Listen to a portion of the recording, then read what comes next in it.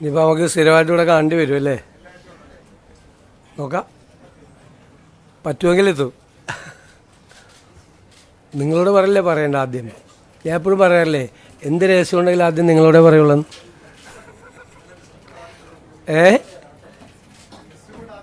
അല്ല, ഗവർണറെ കാണുന്നതിന് ഇപ്പോൾ പറയാൻ പാടില്ല, അതിനുള്ള അധികാരം നമുക്കില്ല. അതുകൊണ്ടാണ്. എന്നിട്ട് ഓടി വന്ന് നിങ്ങളോടാ പറഞ്ഞത്. എന്ത് പാടുപെട്ടാ ഓടി എത്തിയത് അവിടെ. അപ്പോൾ നമ്മൾ ഇന്നിപ്പോൾ ആദ്യത്തെ മന്ത്രിസഭാ യോഗം കഴിഞ്ഞു സത്യപ്രതിജ്ഞയ്ക്ക് ശേഷം. അപ്പോൾ തെരഞ്ഞെടുപ്പ് കാലത്ത് UDF 5 ഗ്യാരണ്ടികൾ ജനങ്ങൾക്ക് നൽകിയിട്ടുണ്ടായിരുന്നു. ആദ്യത്തെ മന്ത്രിസഭാ യോഗത്തിൽ തന്നെ അതിലെ 2 ഗ്യാരണ്ടികൾ നടപ്പാക്കാൻ തീരുമാനിച്ചു. ഒന്ന്, KSRTC ബസ്സുകളിലെ സ്ത്രീകൾക്കുള്ള സൗജന്യ യാത്ര അനുവദിക്കുന്ന സംബന്ധിച്ച് ജൂൺ 15-ാം തീയതി മുതൽ നടപ്പാക്കും. അതിൻ്റെ വിശദാംശങ്ങൾ പിന്നീട് പ്രഖ്യാപിക്കും. ജൂൺ 15 മുതൽ, അടുത്ത മാസം 15-ാം തീയതി മുതൽ KSRTC ബസ്സിലെ സ്ത്രീകളുടെ സൗജന്യ യാത്ര ആരംഭിക്കും. രണ്ടാമത്തെ കാര്യം, ഒരു വയോജനങ്ങൾക്കായുള്ള പ്രത്യേക വകുപ്പ് രൂപീകരിക്കും എന്ന് ഇന്ദിരാ ഗ്യാരണ്ടിയിലുണ്ടായിരുന്നു. നിങ്ങൾ കേൾക്കുമ്പോൾ അത് തീരുമാനമെടുത്തിട്ടുണ്ട്. വയോജനങ്ങൾക്കായി പ്രത്യേക വകുപ്പ് രൂപീകരിക്കാൻ പോവുക. ഞാൻ വളരെ അഭിമാനത്തോടെ പറയുന്നു, എൻ്റെ അറിവിൽ നമ്മുടെ രാജ്യത്ത് ആദ്യമായിട്ടാണ് ഒരു സംസ്ഥാനത്ത് വയോജനങ്ങൾക്ക് വേണ്ടി പ്രത്യേകമായ വകുപ്പ് രൂപീകരിക്കുന്നത്. ഞങ്ങൾ ആ വകുപ്പ് രൂപീകരിച്ചതിന് ശേഷം ഇത് ഏറ്റവും ഭംഗിയായി നടപ്പാക്കിയ രാജ്യം ജപ്പാനാണ്.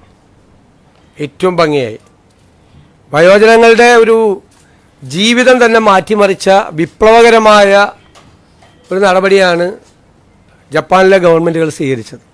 നമുക്കിപ്പോൾ എല്ലാം ചെയ്യാനുള്ള പരിമിതികൾ നമുക്കുണ്ട്, എങ്കിലും ആ മോഡൽ കൂടി പരിശോധിക്കും. അതിനുള്ള ഒരു നല്ല സ്റ്റഡി അടുത്ത 1-2 മാസത്തിനുള്ളിൽ പൂർത്തിയാക്കി കേരളത്തിലെ വയോജനങ്ങളെ, ഞാൻ കരുതുന്നത് ഒരു സമൂഹം പരിഷ്കൃതമാണോ അല്ലയോ എന്ന് പരിശോധിക്കാനുള്ള ഒരു അളവുകോൽ ആ സമൂഹത്തിലെ മുതിർന്ന ആളുകളോട് എങ്ങനെ പെരുമാറുന്നു എന്നതാണ്. ഇപ്പം നമുക്ക് കേരളം സിവിലൈസ്ഡ് സൊസൈറ്റിയാണ്, പരിഷ്കൃത സമൂഹമാണെന്ന് ലോകത്തോട് മുഴുവൻ വിളിച്ചു പറയണമെങ്കിൽ പ്രായമായവരുടെ അല്ലേ, അവരോട് ഏറ്റവും മാന്യമായി, അവരെ കരുതലോടുകൂടി, അവരെ ചേർത്ത് പിടിച്ചുകൊണ്ടുള്ള ഒരു സമീപനവും പദ്ധതികളും കേരളത്തിലുണ്ടാകണം ധാരാളമായി. ഒരു വകുപ്പ് രൂപീകരിച്ച് അവിടെ കുറേ സെക്രട്ടറിയും ഉദ്യോഗസ്ഥരും വയ്ക്കുന്ന അല്ല അതിൻ്റെ ഉദ്ദേശം. വലിയ ലക്ഷ്യങ്ങളാണ് അതിൻ്റെ അകത്തുള്ളത്. സ്വപ്നതുല്യമായ കാര്യങ്ങൾ ഈ വയോജന വകുപ്പ് രൂപീകരിച്ചതിൻ്റെ പുറകിലുണ്ട്. അത് പുറകെ സ്റ്റെപ്പ് ബൈ സ്റ്റെപ്പായിട്ട് നടക്കും. അതിനുള്ള വിശദമായ ഒരു പഠനം തന്നെയാണ് വയോജന വകുപ്പിനെ സംബന്ധിച്ചുള്ള. നമുക്ക് കേരളത്തിന് വലിയ താമസമില്ലാതെ ലോകത്തോട് മുഴുവൻ ഉറക്കെ വിളിച്ചു പറയാൻ പറ്റണം, ഞങ്ങളാണ് സിവിലൈസ് സൊസൈറ്റി, ഞങ്ങളുടെ പ്രായമായവരെ എങ്ങനെയാണ് നോക്കുന്നത് എന്ന് പറയണം. അതാണ്. അപ്പോൾ ആ 2 ഗ്യാരണ്ടി നടപ്പാക്കാനുള്ള തീരുമാനം എടുത്തിട്ടുണ്ട്. ഇനി നമ്മൾ ഈ വാക്കാണല്ലോ പ്രധാനം. വാക്ക് പറയുമ്പോൾ മറന്നുപോലെ ഭയങ്കര എളുപ്പമാണ്. പക്ഷേ വിശ്വാസ്യത എന്ന് പറയുന്നത് ഏറ്റവും പ്രധാനപ്പെട്ടൊരു കാര്യമുണ്ട്. ഞാൻ തന്നെ ആശാ വർക്കർമാരുടെ പന്തലിൽ പോയി സമരം അവസാനിപ്പിക്കുന്നതിന് മുമ്പും സമരം അവസാനിപ്പിച്ച ദിവസം ഒരു വാക്ക് പറഞ്ഞിട്ടുണ്ടായിരുന്നു. ആദ്യത്തെ ക്യാബിനറ്റിൽ നിങ്ങളുടെ സഹായങ്ങൾ പ്രഖ്യാപിച്ചു തുടങ്ങുന്നു. എല്ലാം അവരാവശ്യപ്പെട്ട മുഴുവൻ കാര്യങ്ങളും ചെയ്യണമെന്ന് നമുക്കുണ്ട്. പക്ഷെ നിങ്ങൾക്കറിയാമല്ലോ, നമ്മളൊരു സമ്പദ് വ്യവസ്ഥയെക്കുറിച്ചുള്ള ഒരു പഠനങ്ങളൊക്കെ നടക്കുന്നേ ഉള്ളൂ. എങ്കിലും ആദ്യഘട്ടത്തിലായി അവർക്ക് 3000 രൂപയുടെ വർധനവ് പ്രഖ്യാപിക്കുകയാണ്. ആദ്യത്തെ ക്യാബിനറ്റ് യോഗം തീരുമാനിച്ചു. റിട്ടയർമെൻറ്റ് ബെനിഫിറ്റിനെ സംബന്ധിച്ചിട്ടുള്ള യോഗം അടുത്ത 1 മാസത്തിനുള്ളിൽ തന്നെ അതുകൂടി തീരുമാനിച്ചു പ്രഖ്യാപിക്കും. കാരണം അതിൻ്റെ കുറച്ച് ഫിനാൻഷ്യൽ ലയബിലിറ്റിയും മറ്റ് കാര്യങ്ങളെക്കുറിച്ചുള്ള റിപ്പോർട്ടുകൾ വളരെ പെട്ടെന്നല്ലേ, നമ്മളിപ്പോൾ ചാർജ് എടുത്താലേ നമുക്കിതൊക്കെ ചോദിക്കാൻ പറ്റുള്ളൂ. അതൊക്കെ വരാനുള്ള ചില കാലതാമസങ്ങൾ കൊണ്ട് മാത്രമാണ്. അപ്പോൾ അവരോട് പറഞ്ഞ വാക്കുകൾ തീർച്ചയായിട്ടും പാലിക്കും. ആദ്യഘട്ടത്തിലാണ് 3000 രൂപ വർദ്ധിപ്പിക്കുന്നത്. റിട്ടയർമെൻറ്റ് ബെനിഫിറ്റിൻ്റെ കാര്യം ഒരുപാട് തീരുമാനിപ്പിക്കും. കുറച്ചുകൂടി കഴിയുമ്പോൾ അടുത്തൊരു ഘട്ടവും കൂടി പ്രഖ്യാപിക്കും. ഇപ്പോൾ നമുക്ക് ഇപ്പോൾ ഉള്ളത് 9,000 രൂപയാണ് ഇപ്പോൾ ഉള്ളത്. അത് 12,000 രൂപയാവും ഇപ്പോൾ. പിന്നെ അംഗൻവാടി ജീവനക്കാരുടെ വർക്കർമാർ, ഹെൽപ്പർമാർ, അവരുടെ പ്രശ്നങ്ങൾ നമുക്കറിയാം. ഞാൻ തന്നെ നിയമസഭയിൽ അവതരിപ്പിച്ചിട്ടുണ്ട്, ഞങ്ങൾ തന്നെ നിയമസഭയിൽ അവതരിപ്പിച്ചിട്ടുണ്ട്. അവരുടെ കാര്യം മറന്നുപോയിട്ടില്ല എന്ന് അവരെ ഓർപ്പിക്കാൻ കൂടി വലിയ തുകയൊന്നുമല്ല, 1,000 രൂപ അവരുടെ വരുമാനത്തിൽ വർദ്ധിപ്പിക്കാൻ. വലിയ തുകയൊന്നുമല്ലത്. അവർക്ക് 14,500 രൂപയും 15,000 രൂപയുടെ നിലവിൽ കിട്ടുന്നത്. അതിനോട് 1,000 രൂപ കൂടി. സാമ്പത്തിക സ്ഥിതി കുറച്ചുകൂടി മെച്ചപ്പെടുമ്പോൾ അവരുടെ കാര്യം മറന്നുപോയില്ല, നിങ്ങളുടെ കാര്യവും ഞങ്ങളുടെ ഓർമ്മയിലുണ്ട് എന്നാ പാവങ്ങളോടുള്ള ഒരു മെസ്സേജാണിത്. 1000 രൂപ കൂട്ടിയത് നിങ്ങൾ ഞങ്ങളുടെ മനസ്സിലുണ്ട് എന്നുള്ളൊരു മെസ്സേജ്, സന്ദേശം അതാണ്. പിന്നെ സംസ്ഥാനത്തെ പാചക തൊഴിലാളികളുടെ വേതനം വളരെ മോശമാണ്. അവർക്കും അതുപോലെ തന്നെ ഒരു 1000 രൂപ നമ്മൾ വർദ്ധിപ്പിച്ചിട്ടുണ്ട്. സംസ്ഥാനത്ത് ജോലി ചെയ്തു വരുന്ന പ്രീ പ്രൈമറി ടീച്ചർമാരുടെയും ആയമാരുടെയും ഓണറേറിയം അതും ഒരു 1000 രൂപ കൂട്ടിയിട്ടുണ്ട്. ഇതെല്ലാം നമ്മളതിൻ്റെ സാമ്പത്തിക ബാധ്യതകളെല്ലാം പരിശോധിച്ചതിന് ശേഷമാണ് ഇതെല്ലാം ചെയ്തത്. അതുകൊണ്ടാണ്, ഇല്ലെങ്കിൽ 2,000 രൂപയും 3,000 രൂപയൊക്കെ കൊടുക്കണമെന്ന് ആഗ്രഹം ഉണ്ടായിരുന്നു. 1000 രൂപ ആക്കിയത് അതാണ്. പക്ഷേ നമ്മളൊരു ടാർഗറ്റ് ചെയ്തിട്ടുണ്ട്. ഞാൻ പറയാം പിന്നീട് സാമ്പത്തിക സ്ഥിതി എങ്ങനെയാണ് മെച്ചപ്പെടുത്താൻ പോകുന്നതെന്നൊക്കെ. അതിപ്പോൾ ഇന്നെല്ലാം കൂടി പറയണ്ടല്ലോ. ഒരു പ്ലാൻ ഉണ്ട് നമുക്ക്. ആ പ്ലാൻ നമ്മൾ ഇംപ്ലിമെൻ്റ് ചെയ്ത് കഴിയുമ്പോൾ ഉണ്ടാകുന്ന ഒരു വ്യത്യാസം വരും. അതിനൊരു ടൈം ഫ്രെയിമും ഉണ്ട് നമുക്ക്.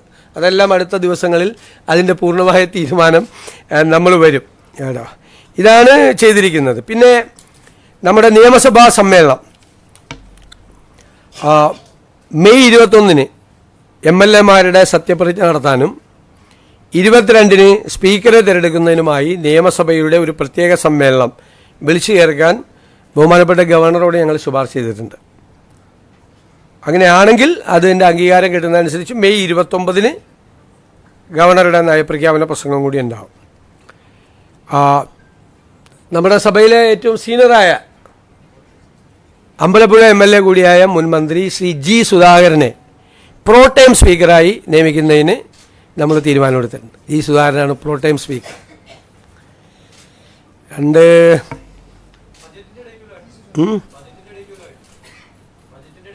അത് പറയാം ഇത് ഗവർണറുടെ ഇത് കിട്ടിക്കഴിഞ്ഞിട്ട് നമുക്ക് പറയാം.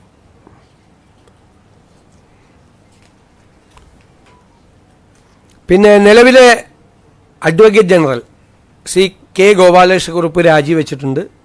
അദ്ദേഹത്തിൻ്റെ രാജി സ്വീകരിച്ചു.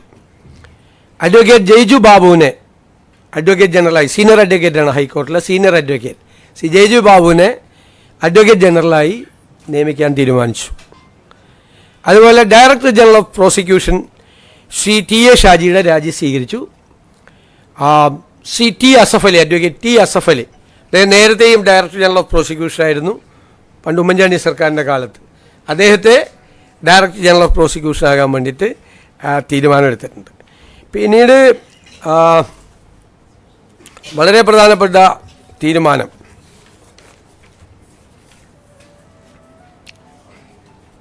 നമ്മൾ ombudsman, state election commissioner, PSC members, information commissioner തുടങ്ങിയ കാര്യങ്ങളിൽ തീരുമാനമായിട്ടില്ല.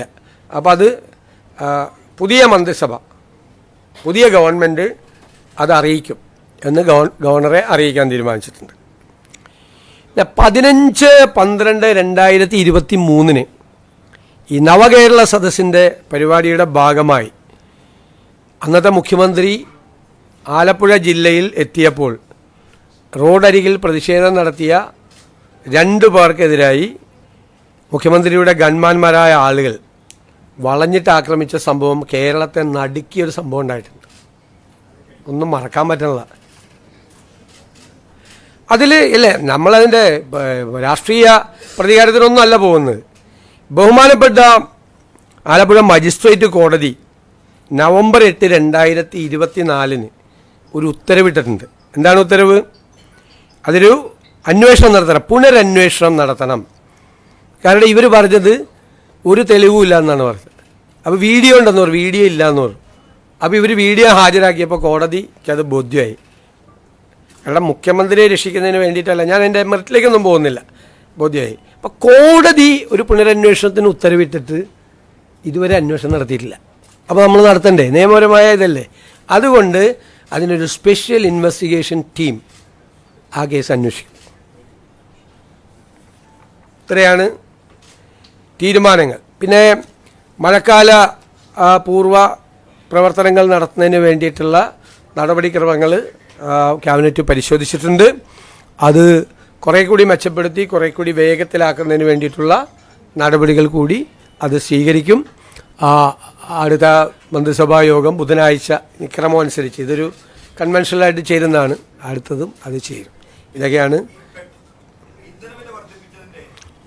അതെ, ഞാൻ പറഞ്ഞല്ലോ, അതിപ്പോൾ നമുക്ക് ഇപ്പോഴല്ലേ നമ്മൾ ഒപ്പിട്ട് ചാർജ് എടുത്തത്. നമുക്കതിൻ്റെ ഫിസിക്കൽ ഇമ്പാക്റ്റ് എന്താണ്, മറ്റ് കാര്യങ്ങൾ എന്താണ് എന്ന് നമ്മളിപ്പോൾ ആവശ്യപ്പെട്ടിട്ടേ ഉള്ളൂ. അത് കിട്ടിക്കഴിഞ്ഞാലല്ലേ നമുക്കതിൻ്റെ ഡീറ്റെയിൽസ്, ഒരു വർഷം എത്ര വരുമാനം ഉണ്ട്, അതിൻ്റെ ഫിനാൻഷ്യൽ ഇമ്പാക്റ്റ് സാധാരണക്കാരുടെ മീതെ എത്രയാണ് കൂടുന്നത് എന്നെല്ലാം ഒന്നൊരു പരിശോധിച്ചിട്ട് ഒരു തീരുമാനം അടുത്ത ക്യാബിനറ്റിലോ അല്ലെങ്കിൽ വേറൊരു ഉണ്ടാവും. അത് ഞാൻ പറയാൻ വിട്ടുപോയതാണ്. തീർച്ചയായിട്ടും ധവളപത്രം ഇറക്കും, സാമ്പത്തിക സ്ഥിതിയെക്കുറിച്ചുള്ള ധവളപത്രം ഇറക്കും. അത് തീരുമാനമായിട്ടുണ്ട്. അത് ഒരു ഉദ്യോഗസ്ഥ തലത്തിൽ മാത്രമല്ല, വിദഗ്ധരായ ആളുകളെ ഒരു ടീം അത് പിന്നീട് പ്രഖ്യാപിക്കും. വളരെ പെട്ടെന്ന് വേണം. സാമ്പത്തിക വിദഗ്ധരായ ആളുകളുടെ ഒരു ടീം അത് അന്വേഷിക്കാൻ വേണ്ടിയിട്ട് ഉണ്ടാവും. അത് പരിശോധിച്ച് നിലവിലെ സാമ്പത്തിക സ്ഥിതിയെക്കുറിച്ച് കേരളത്തിലെ ജനങ്ങളെ ബോധ്യപ്പെടുത്തുന്നതിന് വേണ്ടിയിട്ടുള്ളൊരു ധവളപത്രം ഉണ്ടാവും. അല്ല, അതല്ലേ ഞാൻ പറയാം. അതിൻ്റെ വിശദാംശങ്ങൾ പിന്നീട് തരും. 15-ാം തീയതി മുതലേ നടപ്പാക്കും. വിശദാംശങ്ങൾ അടുത്ത ദിവസങ്ങളിൽ തരും, നിങ്ങൾക്ക് തരും. അല്ലല്ല, അതൊന്നും എല്ലാം കൂടി നമ്മളൊരു ആദ്യത്തെ ക്യാബിനറ്റ് തീരുമാനിച്ച അടുത്ത ദിവസമൊക്കെ പോയി വെറുതെ ഇരിക്കേണ്ടി വരില്ലേ, ചുമ്മാ. ഇല്ലില്ലേ, SIT രൂപീകരിച്ച് അത് ആഭ്യന്തര വകുപ്പാണ് അത് ചെയ്യേണ്ടത്. അതൊക്കെ അവർ ചെയ്തോളും ഭംഗിയായിട്ട്. അതിനൊക്കെ ക്യാബിനറ്റ് എടുക്കേണ്ട കാര്യം.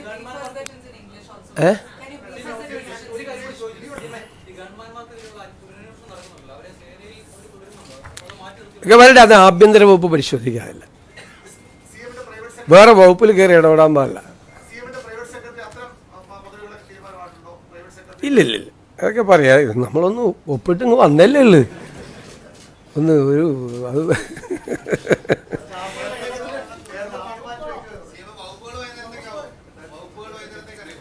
സമയത്ത് കിട്ടിയ ഗസറ്റ് വരും സമയമാകുമ്പോൾ. വല്ലതും വൈകിയ റെക്കോർഡ് അല്ലേ, റെക്കോർഡ് സ്പീഡിലാണ് കാര്യങ്ങൾ പോണത്.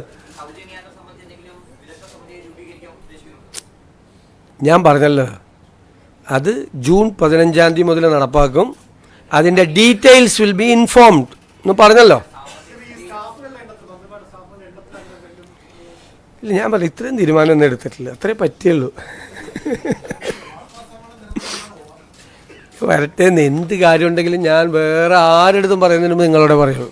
അതിൻ്റെ വാക്കാണ്, രഹസ്യം. ഫസ്റ്റ് നിങ്ങളുടെ പറയുള്ളൂ. ഉറപ്പായിട്ട് പരിശോധിക്കരുത്, ഉറപ്പായി അത് പരിശോധിക്കും. കാരണം ഞാനും അതിനെ വിമർശിച്ചിട്ടുള്ള ആളാണ്. പണ്ട് പറഞ്ഞ വാക്ക് വിഴുങ്ങാൻ പാടില്ല, വാക്കാണ്. ഞാൻ വിമർശിച്ചിട്ടുള്ള പരിശോധിക്കും ഞങ്ങൾ. അപ്പോൾ നിങ്ങളുടെ ആളിൽ എല്ലാവരും ഉണ്ടോ?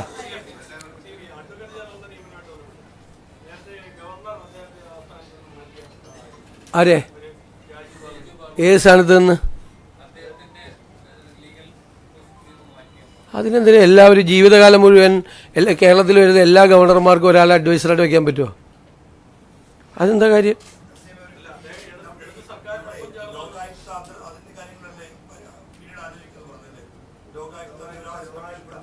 അതെല്ലാം ഗവൺമെൻറ് അറിയിക്കുന്നു. The first cabinet meeting decided to implement 2 Indira guarantees offered by the UDF. First of all, the free journey of women in the KSRTC buses. it will be implemented from June 15th onwards, 15th June onwards. The details will be informed later. Second, we are going to constitute a new department for the old age people. I think this will be the first one in India. We have many dreams about the old age people. The reason is that aging is a big problem in Kerala also. And how you are measuring whether it is a civilized society or not. We think that how the society is respecting the old age people, that is the measurement yard for checking that society is civilized or not. Our dream is that a day will come, Kerala will declare to the entire world that we are a civilized society, we are looking after our old age people decently. And third, we have offered, when the ASHA workers were on the street, in front of the secretariat, they have started long-term agitation. Myself went there and many UDF leaders went there. Then we offered that we will make actions to cure your problems. And the first cabinet will take a decision in favor of you. So, we kept our word. The first cabinet, we have decided to increase 3,000 rupees per month to all the ASHA workers as honorarium. Then for the Anganwadi workers, helpers, we increase 1,000 rupees per month. For the cooking staff in the schools, we are giving them 1,000 rupees per month more. And for the pre-primary teachers and ayahs, their honorarium is also increased by 1,000 rupees. And we have decided our pro tem speaker, Mr. G. Sudhakaran, senior MLA, will be the pro tem speaker. We have recommended to the Honorable Governor to convene the assembly for the swearing in of the MLAs and for the selection of the speaker. Then on 21st, swearing in of the MLAs, 22nd, election of the speaker, and 29th for the address by the Honorable Governor. And we have appointed Senior Advocate Mr. Jaju Babu as Advocate General, and another Senior Fellow Advocate T. Asaf Ali as the Director General of Prosecution. These are the items.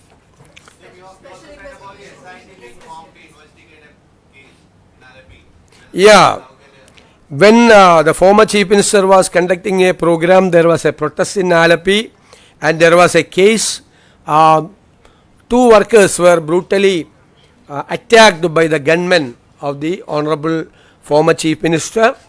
It was a case, and by rejecting the arguments put forward by the prosecution, the court issued an order for a reinvestigation.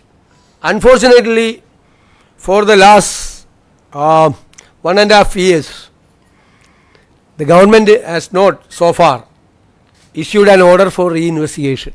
So the first cabinet decided to constitute a special investigation team for the reinvestigation ordered by the Honorable Court.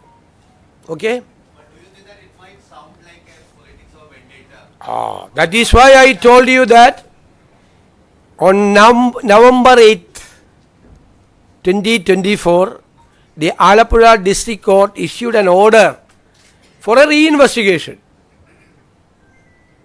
Not so far. The government has not issued an order for investigation. This is, we are implementing the court order. How it will, it can be interpreted as a political vendetta? No. But we don't forget anything. സത്യപ്രതിജ്ഞ ചടങ്ങിൽ സാധാരണ ഈ ഉള്ള protocol കീഴ്വഴക്കം മാറ്റിവെച്ചുകൊണ്ട് പുതിയ രീതിയിലേക്ക് പോകുന്നത് എന്തുകൊണ്ടാണ്? Precedence ഒക്കെ മാറ്റപ്പെടാനുള്ളതല്ലേ. പ്രീസിഡൻസ് എന്ന് വെച്ച് കഴിഞ്ഞാൽ ഒരു 100 കൊല്ലം കഴിഞ്ഞാൽ ഇത് 150 കൊല്ലം മുമ്പുള്ള പ്രീസിഡൻസ് എന്ന് പറഞ്ഞിട്ട് കാര്യമുണ്ട്. ഇത് നിങ്ങൾ കണ്ടില്ലേ, ഈ സത്യപ്രതിജ്ഞ നിങ്ങൾ കണ്ടില്ലേ. ഈ സത്യപ്രതിജ്ഞയിൽ വന്ന അതിഥികൾ ആരൊക്കെയായിരുന്നു? ശ്രീ രാഹുൽ ഗാന്ധി, ശ്രീ മല്ലികാർജുൻ ഖാർഗെ, ശ്രീമതി പ്രിയങ്ക ഗാന്ധി, 3 സംസ്ഥാനങ്ങളിലെ മുഖ്യമന്ത്രിമാർ, 2 സംസ്ഥാനങ്ങളിലെ ഉപമുഖ്യമന്ത്രിമാർ, നിരവധി സംസ്ഥാനങ്ങളിൽ നിന്നുള്ള മന്ത്രിമാർ, ഛത്തീസ്ഗഡിലെ മുൻ മുഖ്യമന്ത്രി ശ്രീ ഭൂപേഷ് ബാഗൽ. ഇതിനു മുമ്പ് ഏതെങ്കിലും സത്യപ്രതിജ്ഞയ്ക്ക്, ഏതെങ്കിലും ഗവൺമെൻറ്റിൻ്റെ ഒരു സത്യപ്രതിജ്ഞയ്ക്ക് ഇത്രയധികം നേതാക്കൾ ഒരുമിച്ച് വന്ന സമയം ഉണ്ടായിട്ടുണ്ടോ? കേരളത്തിലെ പ്രതിപക്ഷ നേതാവ്, പ്രതിപക്ഷ നേതൃനിരയിലെ BJP പ്രസിഡന്റ്, CPI സെക്രട്ടറി, മുസ്ലിം ലീഗിൻ്റെ സമുന്നതനായ നേതാവ് പാണക്കാട് തങ്ങൾ ഉൾപ്പെടെ ഒരു വലിയ നിര അല്ലേ. അവിടുത്തെ ക്രൗഡ് എന്താണ്? നമുക്ക് നിയന്ത്രിക്കാൻ പോലും പറ്റാത്തൊരു ക്രൗഡ് അല്ലേ. അത് നമുക്ക് അറിയാമായിരുന്നു മുൻകൂട്ടി സംഭവിക്കുമെന്ന്. അപ്പോൾ സുരക്ഷിതത്വവും മറ്റു കാര്യങ്ങളും എല്ലാം പരിഗണിച്ച് അവരുടെ കൂടെ സാന്നിധ്യത്തിൽ ഇല്ലേ, എല്ലാവരുടെയും ആരെയും മാറ്റി നിർത്തിയിട്ടില്ല. അവിടെ കുറച്ച് പേരെ കൊണ്ടുപോയി താഴെ ഇരുത്തുകയും കുറച്ച് പേരെ കൊണ്ടുവന്ന് സ്റ്റേജിലിരുത്തുകയും അല്ല ചെയ്തത്. ശ്രദ്ധിച്ച പ്രധാനപ്പെട്ട ഡിഗ്നിറ്ററീസിനെല്ലാം നേരിട്ട് തന്നെ ഞാൻ വിളിച്ചത്. മുൻ മുഖ്യമന്ത്രിയെ അദ്ദേഹത്തിൻ്റെ വസതിയിൽ പോയിട്ടാണ് ക്ഷണിച്ചത്. അദ്ദേഹം സ്നേഹപൂർവ്വം ആ ക്ഷണം സ്വീകരിച്ച് അദ്ദേഹം എത്തി. ഞാൻ പ്രത്യേകം നന്ദി പറയുകയാണ്. ബാക്കി ഞാൻ BJP പ്രസിഡന്റിനെല്ലാം ഫോണിൽ MLA ആയിട്ട് ജയിച്ചു വന്ന ആളാണ്. BJPയുടെ സംസ്ഥാന പ്രസിഡന്റാണ് ശ്രീ ബിനോയ് വിശ്വം ഉൾപ്പെടെയല്ല. എനിക്ക് പറ്റാവുന്നത്ര സമയപരിധി ഉണ്ട്, അറിയാമല്ലോ. എല്ലാവരെയും നേരിട്ട് ബന്ധപ്പെട്ട് എല്ലാവരുടെയും സാന്നിധ്യത്തിൽ, ഇത് ജനങ്ങൾ തിരഞ്ഞെടുത്തൊരു മന്ത്രിസഭയല്ലേ അല്ലേ, അത് സത്യപ്രതിജ്ഞ ചെയ്യുമ്പോൾ എല്ലാവരുടെയും സാന്നിധ്യത്തിൽ ചെയ്യണം. അത് കേരളം പുതിയ ചില സന്ദേശങ്ങൾ ഞാൻ പറഞ്ഞല്ലോ, നമ്മൾ വരുമ്പോൾ ചില സന്ദേശങ്ങൾ കൊടുക്കുമെന്ന് പറഞ്ഞു. അതാണ്. അപ്പോൾ എൻ്റെ ഒറ്റ മറുപടിയല്ല, എപ്പോഴും പ്രീസിഡൻസ് എന്ന് പറയരുത്. ഒരുപാട് പ്രീസിഡൻസ് ഇനി മാറ്റപ്പെടും. ഇതൊരു വേറൊരു ജനകീയമായ സത്യപ്രതിജ്ഞ ചടങ്ങാണ്. ഞാനല്ലാതെ പറയേണ്ടത്, നിങ്ങളാണത് വിലയിരുത്തി വാർത്ത കൊടുക്കേണ്ടത്. എങ്ങനെയായിരുന്നു സത്യപ്രതിജ്ഞ? ഇങ്ങനെ ഒരു സത്യപ്രതിജ്ഞ നിങ്ങൾ കണ്ടിട്ടുണ്ടോ?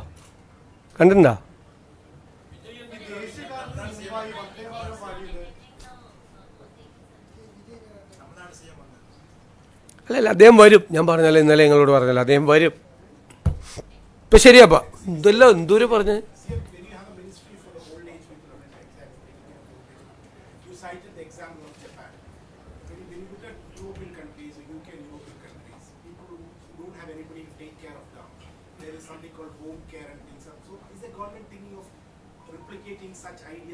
Definitely, we have to protect each and every old age people.